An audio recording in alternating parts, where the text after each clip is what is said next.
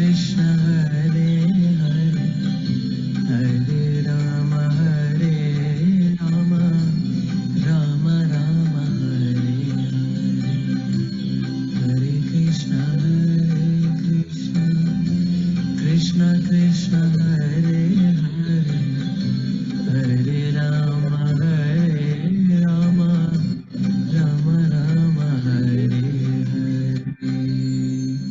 start.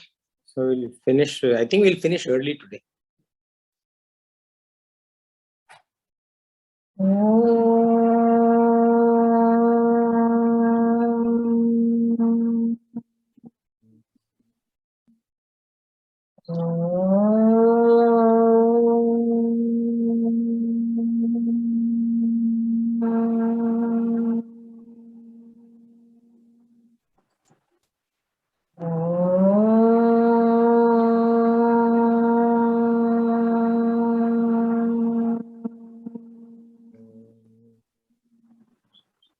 सहनाववतु सहनौ भुनक्तु सह वीर्यङ्करवावहै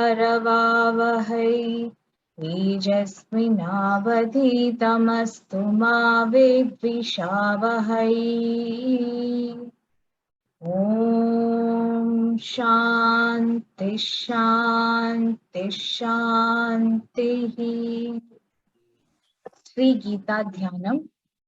ॐ पार्थाय प्रतिबोधितां भगवता नारायणेन स्वयं व्यासेन ग्रथितां पुराणमुनिना मध्ये महाभारतम् अद्वैतामृतवर्षिणीं भगवतीम् अष्टादशाध्यायिनीम् अम्ब त्वामनुसन्दधामि भगवद्गीते भवद्वेषिणी। नमोऽस्तु ते व्यासविशालबुद्धे पुल्लारविन्दायतपत्रनेत्रा येन त्वया भारततैलपूर्णः प्रज्वालितो ज्ञानमयप्रदीपः प्रपन्नपारिजाताय स्तोत्रवैत्रेकपाणये ज्ञानमुद्राय कृष्णाय गीतामृतदुहे नमः। सर्वोपनिषदो गावो दुग्धा गोपालनन्दनः पार्थो वत्ससुधीर्भोक्ता दुग्धं गीतामृतं महत्। वसुदेवसुतं देवं कंसचाणूरमर्दनं देवकी परमानन्दं कृष्णं वन्दे जगद्गुरुं। भीष्मद्रोणतटा जयद्रथजला गान्धारनीलोत्पला शल्यग्राहवती कृपेण वहनी कर्णेन वेलाकुला अश्वत्थामविकर्णघोरमकरा दुर्योधनावर्तिनी सोतीर्णा खलु पाण्डवैरननदी कैवर्तककेशवः पाराशर्यवचः सरोजममलं गीतार्थगन्धोत्कटं नानाख्यानककेसरं हरिकथा सम्बोधनाबोधितम्। लोके सज्जनषट्परैरहरः पीडीयमानं मुदा भूयात् भारतपङ्कजं कलिमल प्रध्वंसिन श्रेयसे। मूकं करोति वाचालं पङ्गुं लङ्घयति गिरिं यत्कृपातमहं वन्दे परमानन्दमाधवम्। यं ब्रह्मा वरुणेन्द्ररुद्रमरुतः स्तुवन्ति दिव्यैस्तवैः वेदैः साङ्गपदक्रमोपनिषदे गायन्ति यं सामगाः। ध्यानावस्थिततद्गतेन मनसा पश्यन्ति यं योगिनो यस्यान्तं न विदुः सुरासुरगणा देवाय तस्मै नमः। देवाय तस्मै नमः। देवाय तस्मै नमः। Okay, Hari Om. I think today we'll finish early because we are doing fewer verses, and yeah, so, but it's logical to finish where we'll finish. So Bhagavan, he classifies renunciation of obligatory actions, niyatasya karmanaha, as not proper, and abandonment of the same as delusion or tamasic. So essentially, Bhagavan, we saw last satsang in our verses that we completed, he classified, tamasic, rajasic, and sattvic abandonment. So that is what we are quickly revising.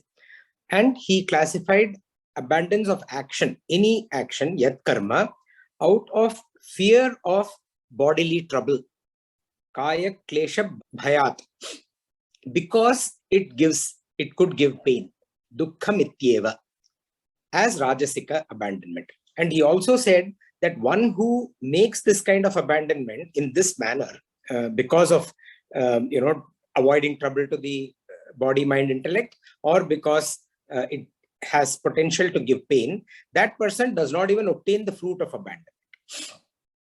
And then he said that whatever obligatory action is performed only because it ought to be done. So earlier abandoned dukkham ityeva, but only because it ought to be done, whatever it may lead to, that doesn't matter. Karyam ityeva, because it must be done. Abandoning attachment and also fruit. Sangam tyaktva phalam chaiva, or sangam phalam tyaktva, both of them. The sangam is attachment and phalam is the fruit of the action that will come about in future. Abandoning both of them, tyaktva. That kind of an abandonment is regarded as sattvika. And Bhagavan said that this kind of an abandoner, quote unquote, a person who practices abandonment in this manner, is possessed by sattva. Obviously, a person who does sattvika abandonment is already having sattva, but Bhagavan actually says when this is done fully, the person is possessed. Samavishtaha, sattva samavishtaha, is possessed, enveloped by sattva, inside and out. Not only this, the person is intelligent, medhavi, and the doubts of the persons have been removed. Chinna samshaya. And such a kind of a person does not hate disagreeable action that may result in something which is disagreeable to the person's nature, that the person may not like, does not hate that. Na dveshtya kushalam karma. Na dveshti does not hate akushalam karma, anything that is disagreeable, nor is attached to agreeable action. Kushale nanu sajjati. And then he also said that, see, people have to do action. When somebody has a body, mind, intellect, deha brita, that kind of a person who is any embodied being, abandoning action entirely is not possible for this person. Nahi shakyam tyaktum karmanya sheshataha. Abandoning action for an embodied person is not possible. What is then possible to abandon? What can you do tyaga of? It is the karma phala. And then Bhagavan says that this kind of a person, saha tyagi, this kind of an abandoner, this kind of a person, tyagitya bhidiyate, is called the tyagi. This is what is called abandonment. And the benefit of such tyaga, the outcome which is beneficial of that tyaga, is that the threefold fruit of action. See, the benefit of action versus benefit of tyaga. Benefit of action can be disagreeable, anishtam, agreeable, ishtam, and mishram, which is mixed of agreeableness and disagreeableness. That is benefit of action. Bhagavan says the benefit of tyaga, the action of this kind of a tyaga, sattvika tyaga, is that these benefits of action do not accrue to this person. And that is relinquishment. Bhavati atyaginam. Bhavati atyaginam pretya. Natu sannyasinam kvachit. And we saw pretya means that it is after the lifetime of the action, as also after the lifetime of the person. And these kind of quote unquote action related benefits do not accrue to this person. They are there. They do not accrue. The person does not get attached to them. The person does not derive any sense of either disagreeableness or agreeableness from them. Now, Bhagavan dissects into karma. See, he has done, it's very obvious now, right? So, Bhagavan has talked about karma, Bhagavan has talked about abandoning karma, tyaga, and Bhagavan has talked about the nature of the person and how it influences all of these aspects, right? And how do we then cultivate the appropriate nature? So now he actually dissects into karma or action, the agency that causes action, and the knowledge related to action, so that we understand how to go about this process of understanding action, understanding abandoning action, and modulating our guna to be able to do what Bhagavan has taught us to do. So we will see that in the verses of today. So we'll go to verse 13. Panchaitani mahabaho Panchaitani mahabaho karanani nibodhame karanani nibodhame sankhye kritante proktani sankhye kritante proktani siddhaye sarva karmanam siddhaye sarva karmanam panchaitani mahabaho karanani nibodhame sankhye kritante proktani siddhaye sarva karmanam. Nibodha. Nibodha means learn. Me, from me. So Bhagavan is saying, learn from me, to Arjuna and to all of us. Mahabaho, O mighty armed. He addresses Arjuna as Mahabaho. Etani, these. Pancha, 5. Karanani, these are the causes. Understand from me that these are the causes. 5 causes. Siddhaye, for the accomplishment. Sarva karmanam, of all actions. Kritante, resulting in the end of doing. Proktani, as declared. Sankhye, in the Sankhya. Learn from me, O mighty armed. These 5 are the causes for the accomplishment of all actions, resulting in the end of doing, as declared in the Sankhya. So Bhagavan uses the word kritante. Kritam means that which is done, action, karma. Kritante is end of doing, end of karma. We have seen that the end of doing is going beyond action. End of karma is going beyond karma, which is what? No identification with the karma. Karma will be there, but not identifying with that karma is going beyond karma. And Bhagavan says, Sankhya Proktani, as declared in the Sankhya. This means as declared in the Upanishads. Sankhya comes from the word Sankhya. Sankhya means enumerating, listing out numerically, right? 1, 2, 3, 4, 5, 6. So these are not necessarily categorizing numerically, but enumerating, right? Listing out. These are all enumerated in the Sankhya, which is the Upanishads, and is explained in detail in the Upanishads. So Sankhya also means explained very well. When you enumerate, when you put down point by point by point and cover everything, that explains the concept very well. So, which is that which is explained very well. Thus, Sankhya refers to Upanishads. According to Vedanta, the undertaking of all karma, sarva karmanam, okay, is to ultimately transcend karma, get beyond karma, which is nothing but the sense of transcending, is the sense of giving up I am doing. And one who shuns karma or performs it imperfectly, that person cannot get into a state that is beyond karma. If you completely let go of karma, we saw that, right? Rajasika dharma, tamasika dharma, rajasika tyaga.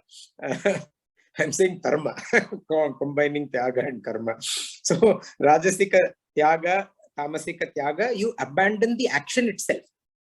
So renunciation of action or doing action imperfectly will not enable the person to go beyond action. So Bhagavan clearly says that action, performing the duty is very, very important. You cannot shun it, you cannot abandon it. Just like a student goes to school, applies oneself diligently into the study that the student is pursuing, learns the subject, and then graduates. Okay, so finally leaves the school. Similarly, the Jivatman, the student of life, comes into this world of Prakriti, which is the school of life, performs karma, learns about karma, and then goes beyond karma.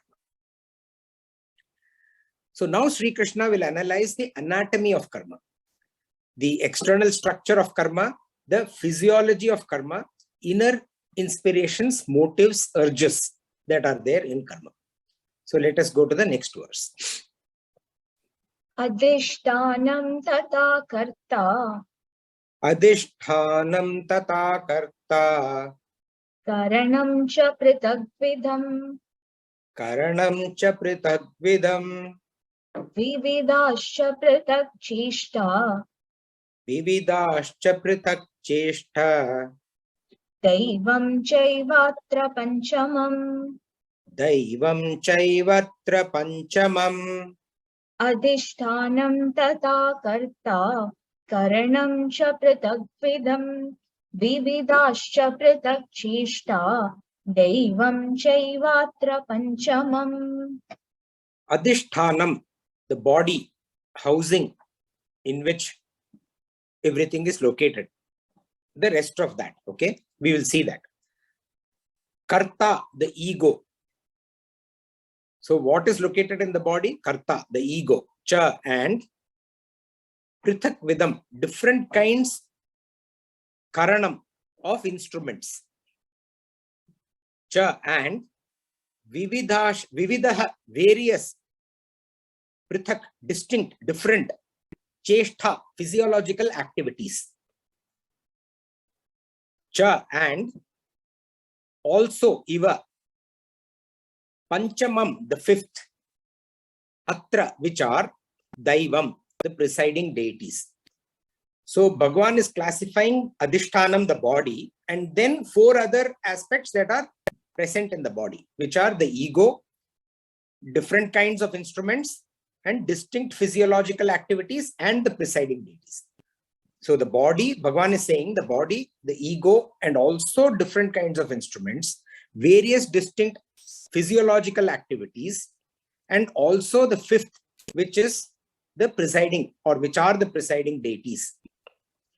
He's just, in this verse, he's just enumerating the 5 causes or constituents of karma or action. And these are adhishtanam.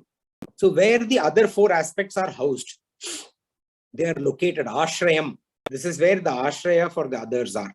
Every action is undertaken with the help of a body. Anything that you do, there is a physical aspect that is required to get that action done. And this body, essentially, why is that physical aspect required? Because it is the gateway for stimuli to come in and for responses to get out. So even in a car, you put in, you can say, you can call the petrol or the fuel as the stimuli, and then the acceleration as the response. And the body itself is there to perform, to receive the stimuli and to perform the acceleration or whatever the action may be. So that is adhishtanam, the body, which receives stimuli and sends out responses. Karta.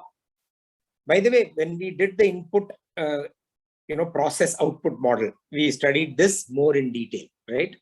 Karta, the individuality, the ego, with the sense of the doer, sense of I am doing, the identifying thought, that is the karta. This is the agent that records the stimuli as well as the response. So whatever is happening is being recorded. This is the intellect-based personality that does the recording. And this is what presides over the action as well as the desire and the fulfillment of the desire also. That is the karta. Then the third is karanam. Karanam are the instruments for perceiving stimuli and effecting responses. So these are instruments through which it happens, right? These are so for example, in the car, through the hose, the fuel comes in. Through the accelerator pedal, the acceleration, those kind of instruments. So in the human element, these are the Jnanendriyas and the Karmendriyas. We have studied these in detail, by the way. But the Jnanendriyas are, so the faculty, by the way. So when you say Shrotra, it is the hearing, not the actual ear. The ear is the body, Adhishtanam. The eye is the body, Adhishtanam. These are the faculties, faculty of hearing, that is Shrotra, faculty of sight, which is Chakshu, Rasana, the faculty of taste, Thwak, the faculty of touch, and Grahana, the faculty of smell. And the Karmendriyas are Vak or speech, Pani, which is grasping through the hands, Pada, locomotion, Payu, excretion, and Upastha, reproduction. And the Manas and Buddhi, the mind and intellect. So those are the Karanam. And then Bhagavan says Cheshtha. Cheshtha are the physiological activities. These enable the functioning. These are the energy, the source of energy which enables the functioning of the body and to perform the action. So these are prana, respiration, which is forward in momentum. Apana, which is excretion or elimination. This is outward in terms of momentum. Samana, digestion or assimilation, consolidation in terms of momentum. Vyana, circulation, in terms of momentum, all-round movement. And Udana, which is regurgitation, which is upward in terms of momentum. So these are the Cheshtha. And then Bhagavan says the fifth element, the fifth is this. What does he say? Daivam. Now there are different, when you read different texts, you will see there are different kinds of interpretations of this fifth aspect, which is the Daivam. These are, the interpretations are, some people refer to Daivam as the 5 great elements: fire, space, water, air, and earth. Some people refer to the Daivam as the Jivatman, the Jiva. And some people refer to the Daivam as the Supreme Self, the indweller, the Paramatma. Now, let's not get into these interpretations. Whatever it may be, Daivam are the presiding deities. These are the cosmic factors that govern the other 4. Without the Daivam, the other 4 will not happen. So whether you say the cosmic factors are the fire, space, water, air, and earth, or whether you call it the Jivatman, or whether you call it the indweller, the Paramatma, who is living inside the Jivatma, whatever it may be. Essentially the enabler, the cosmic superpower that causes this, whatever action is taking place. And Bhagavan used the word Prithak Vidam. Okay, different, it means different kinds. And Vividascha Prithak, that means various as well as distinct. And he uses these to emphasize the multitude of aspects that cause action to take place. There are so many things that are there, right? So all of that. So in Bhagavad Gita, you will have to read other texts to be able to, cover all of these, right? Maybe Ayurveda, maybe Atma Bodha. There are various other texts, if you Upanishads, where all of these are covered in much detail. Bhagavan says various other. So you please go and do your homework. That's what he's saying, right? And now he states that he makes a statement. See, like we said earlier, chapter 18, he explains it like an artist and makes concluding statements. And now he makes a concluding statement saying these 5 that he has listed out are the causes for action. In the next verse. Shariravan manobhiryat. Shariravan manobhiryat. Karma prarabhate naraha. Karma prarabhate naraha. Nyayam va viparitam va. Nyayam va viparitam va. Panchaite tasya hetavaha. Panchaite tasya hetavaha. Shariravan manobhiryat. Karma prarabhate naraha. Nyayam va viparitam va. Panchaite tasya hetavaha. Yat, whatever. karma, action, naraha, the human, prarabhate, performs, sharira van manobhihi, by the body or through the body, speech and mind. Nyayam, right, va, or viparitam, contrary. Va, viparitam, contrary.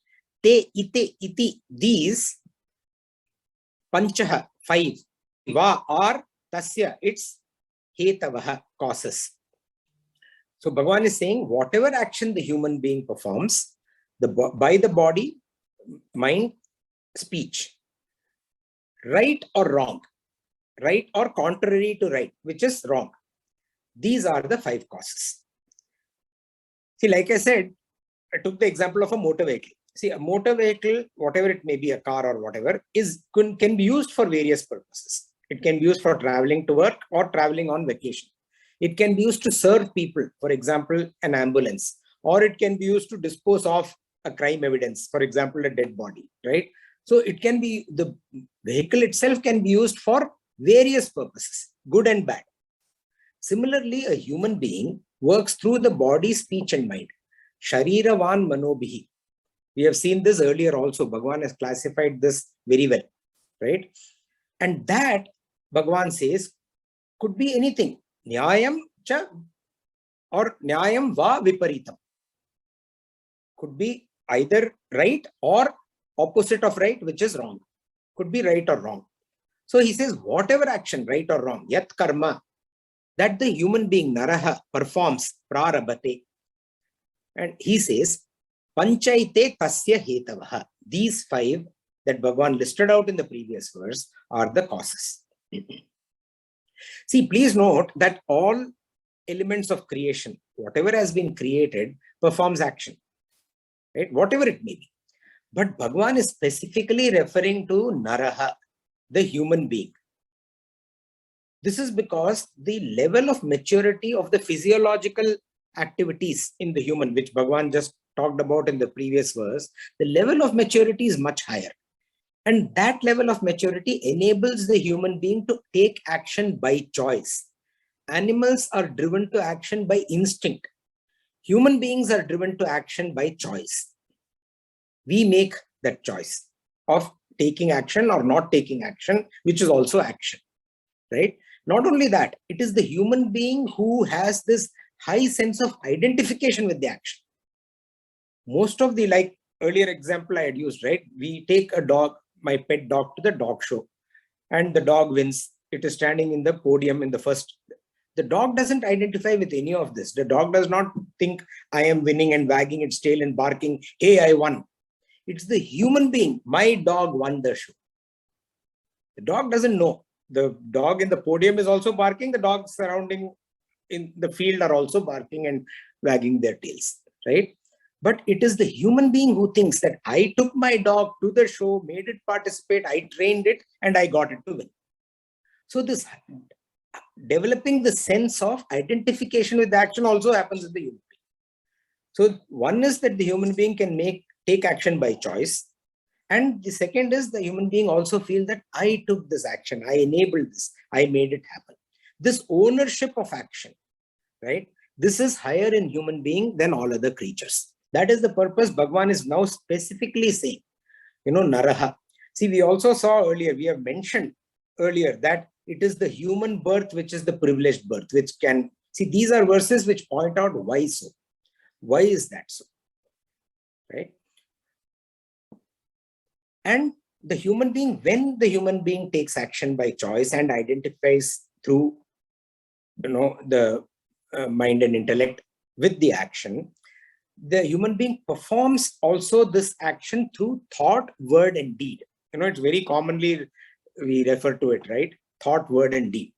So that's what Bhagavan says, manobhihi van shariraha. So the subtlest of action first takes place in the mind, in the form of thought, even before it is, exhibited outside. Even the subtlest of action. Even if I'm going to pick up my cup and going to drink it, that action has happened in my mind first, in the thought, right? As I'm talking, we are all having the satsang, automatically this whole, but the thought of taking up the cup has happened. So any action, however subtle it may be, first take place in the mind. And then it gets manifested in the gross form through either speech or through the body, which is the vak or the sharira, word or deed. So thus, now Bhagavan will say, this being the case, the sense of this agency, that I am doing, that is nothing but an illusion. That is what Bhagavan will say next.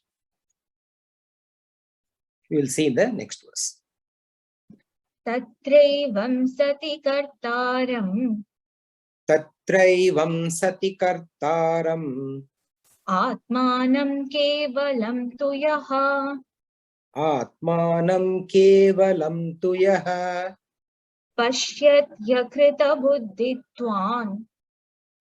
Pashyat yakrita buddhitvat. Nasa pashyati durmatihi.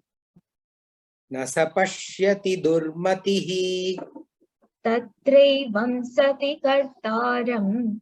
Atmanam kevalam tuyaha. Pashyat yakrita buddhitvan. Nasa pashyati durmatihi. Tatraivam, this being the Tatraivam sati, this being the case.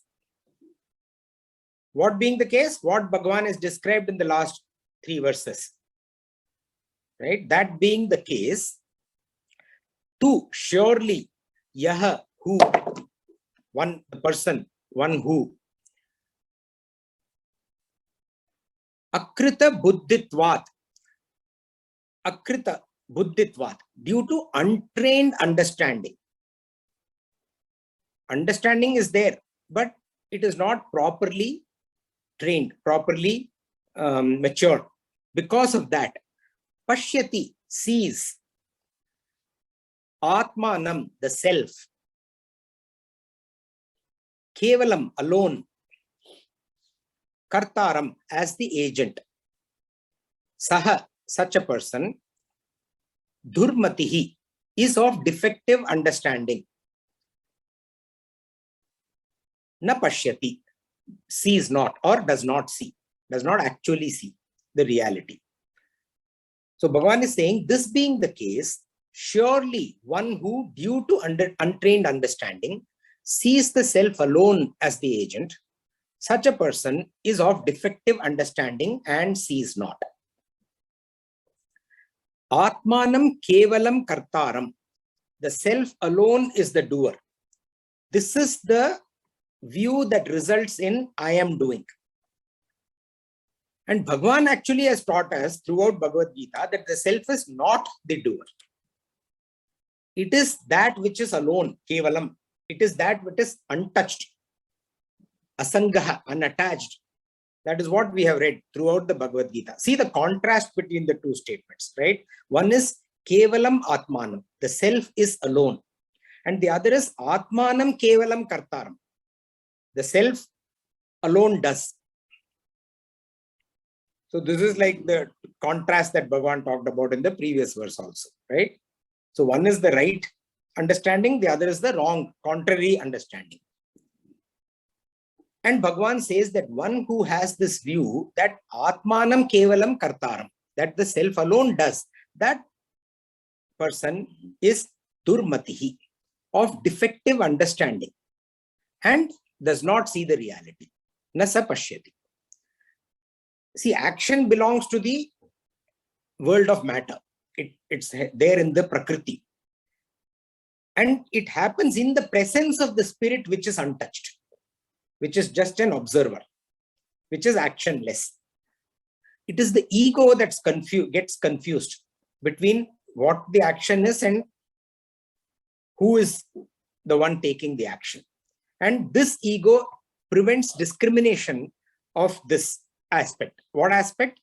Atmanam kevalam kartaram versus kevalam atmanam. It is the ego that prevents the discrimination between the two. And Bhagavan lists out the cause of why this discrimination doesn't take place. And the causes are untrained intellect or untrained reasoning. Akrita buddhitvat. And the other cause that Bhagavan lists it, durmatihi, which is defective understanding. Durmatihi also means perverted mind intellect. Okay, so either the person's understanding is defective or the person's understanding is perverted. That also is a reason or a cause for this. Right? These are the causes why this kind of a discrimination is not possible for such a person. And once that discrimination is there, that awareness that comes from that discrimination decimates the ego, completely removes it.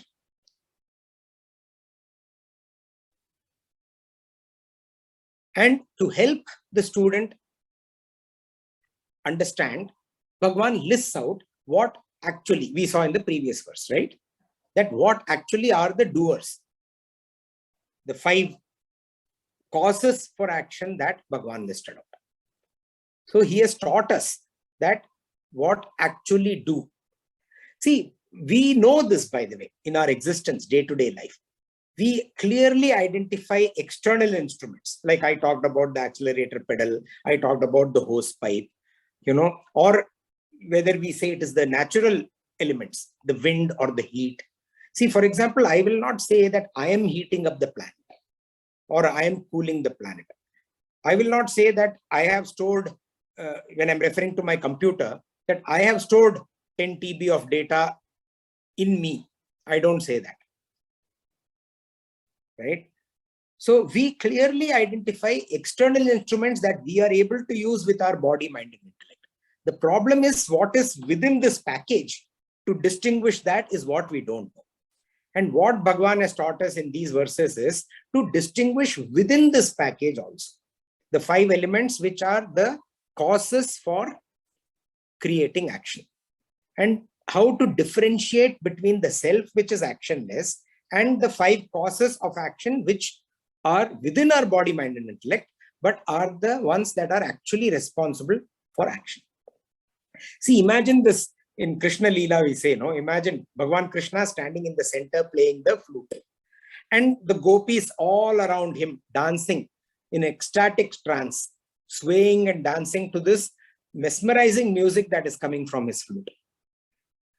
Krishna is the spiritual truth who is in the center with unmoved, alone. And the gopis are moving around. Among those who are moving around, this universal truth which is in the center, some of them relate to this universal truth. And some of them don't relate to the universal truth. Those who are able to relate are the masters of all situations. They are in the true tranquil that comes from the peace of this music of Krishna Leela. Those who do not, they suffer fatigue and get exhausted. See, even when we do in Bhakti Yoga, if you see the intense bhajan, some people will get completely exhausted after some time when you're singing and dancing. Some people just go on and on and on and on.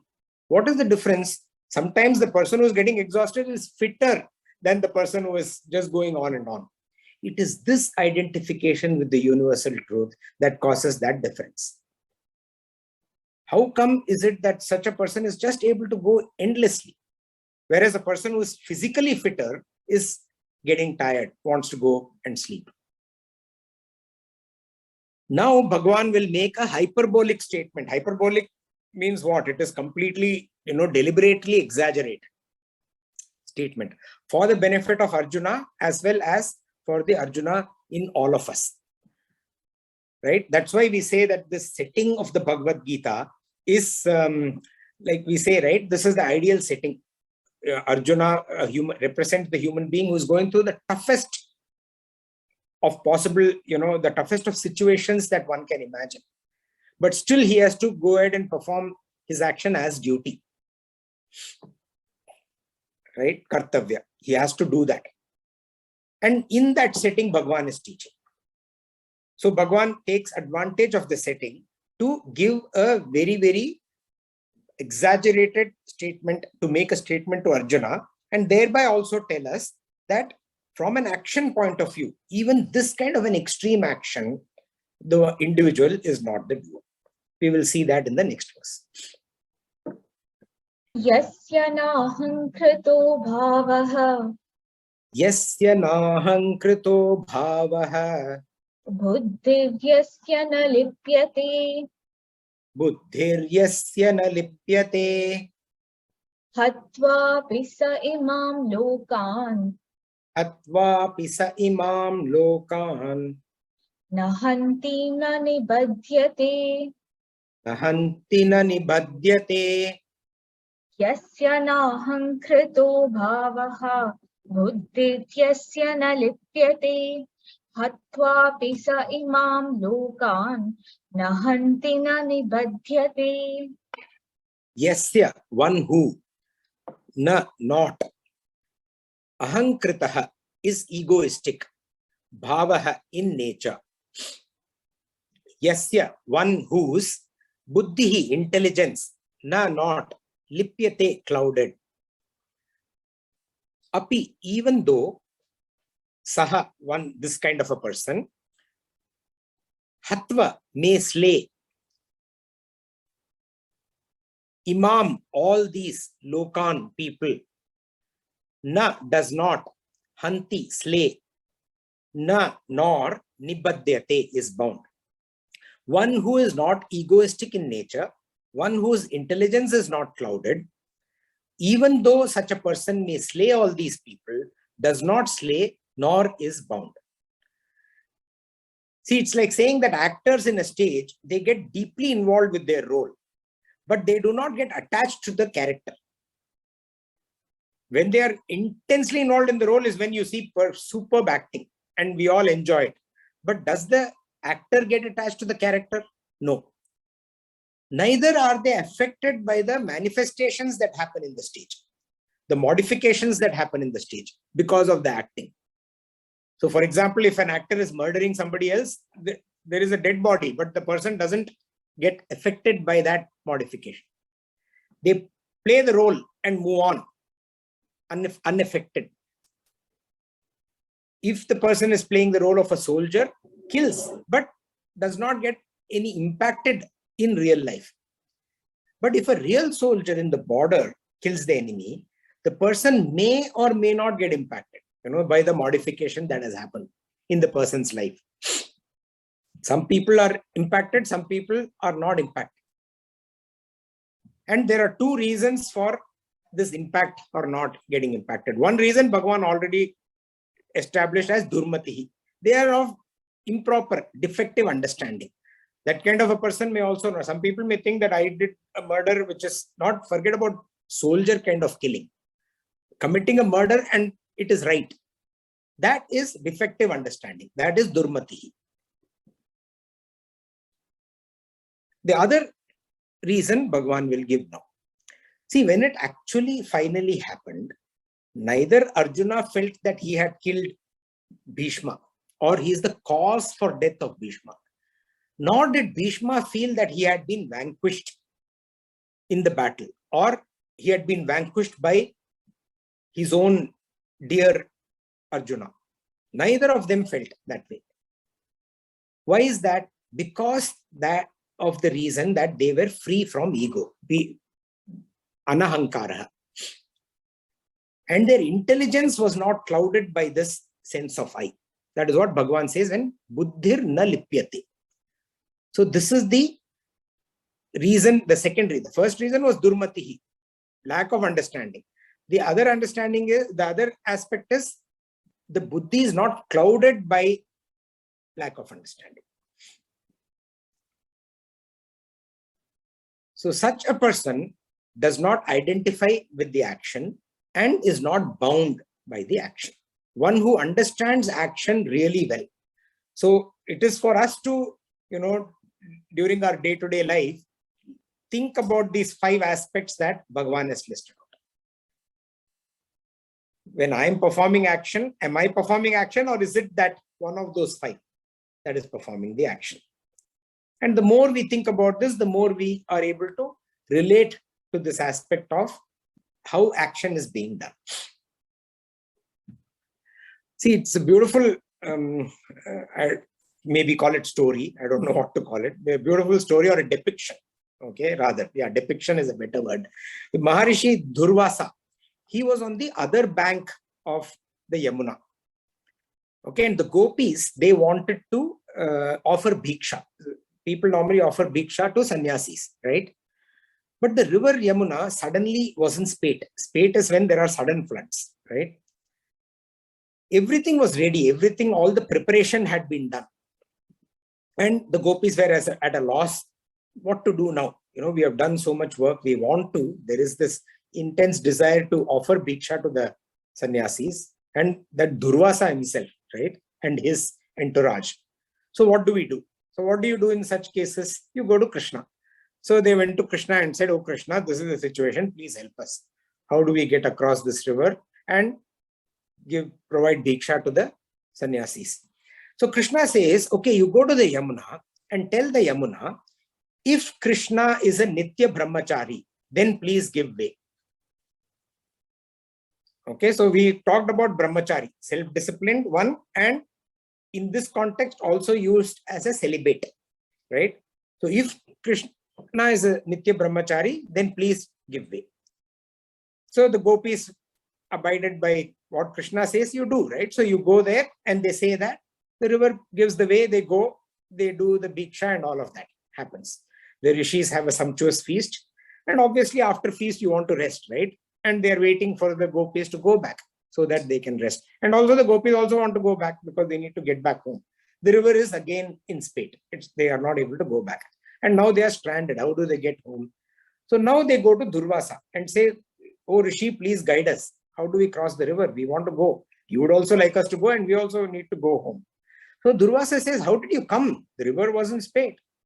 So gopis say, "Krishna told us this."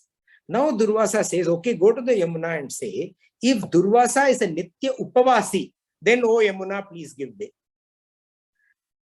And the gopis obediently, rishis may saying Maharishi, so they go and say, "Oh Yamuna, if Durvasa is a Nitya Upavasi, please give way." And Yamuna promptly, the mighty river, gives way. And the gopis return home. But the gopis are wondering, neither is Krishna a Nitya Brahmachari, neither is Durvasa a Nitya Upavasi. He not only ate, but he also had a loud belch in front of us, right? How is it that this river gave way? So again, the mystery solver is Krishna. They go to Krishna and say, what is going on? Krishna says this, "Yasya nahankrito bhavaha buddhir yasya na lipyate." One who is not attached to the action, one who does not have the sense of identification with the action, neither is the doer, nor is the one who is the enjoyer of the action, or one who is bound by the action. This is the ultimate sannyasa, giving up the sense of individuality. The rest of it, what we have studied till now, Karma Yoga, Vividisha Sannyasa, Vidvat Sannyasa, all of those are sannyasi in the making. The one who gives up individuality is the true sannyasi. In this verse, Nahanti, see, Bhagavan uses an extreme example. Nahanti stands for not being a karta or a doer.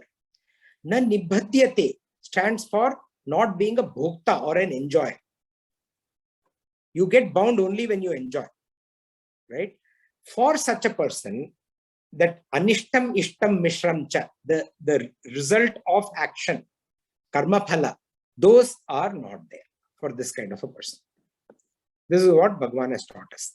And now that's why I decided, I felt that we would finish early, but this is a good place to take a break.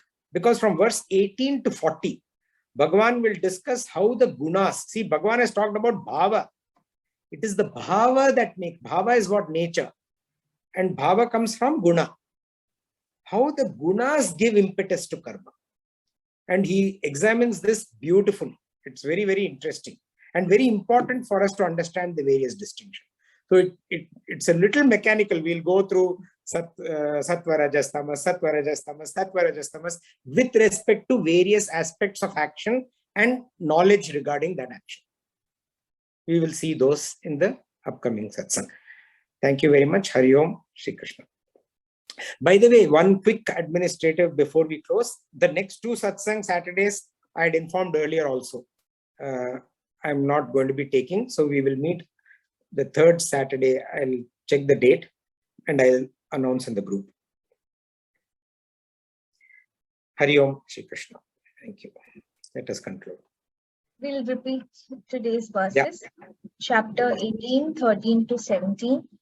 Panchetani mahabaho karanani nibodha me sankhye kritante proktani siddhaye sarva karmanam adhishtanam tata karta karnam cha pratagvidam vividascha pratagchishta daivam chaivatra panchamam shariravan manubhivyat कर्म प्रारभते नरः न्यायं वा विपरीतं वा पञ्चैते तस्य हेतवः तत्रैवं सति कर्तारम् आत्मानं केवलं तु यः पश्यत्यकृतबुद्धित्वान् न स पश्यति दुर्मतिः यस्य नाहङ्कृतो भावः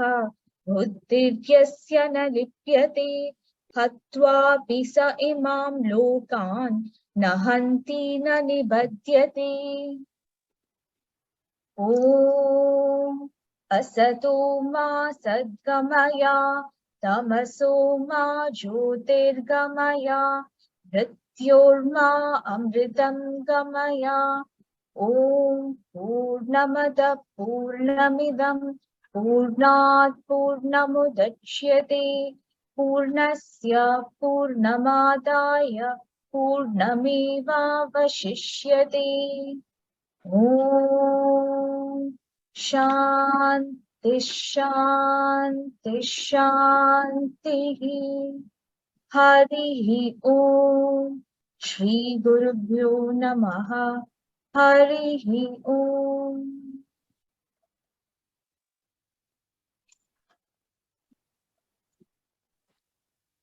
Hari Om. Thank you. Any thoughts, comments, questions? I have a question.